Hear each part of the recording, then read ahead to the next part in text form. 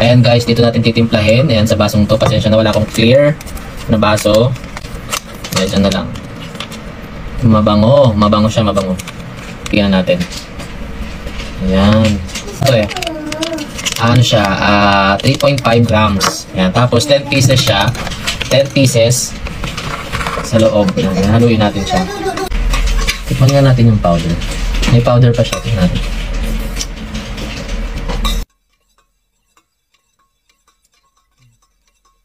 Oo nga no.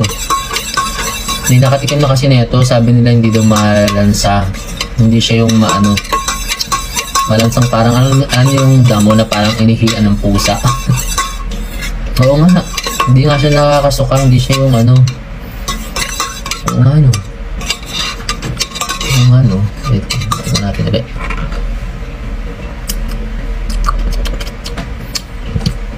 Oo nga. Hindi siya malansa. Hindi mo maano na may damo talaga. Kinutsara, inumin na natin.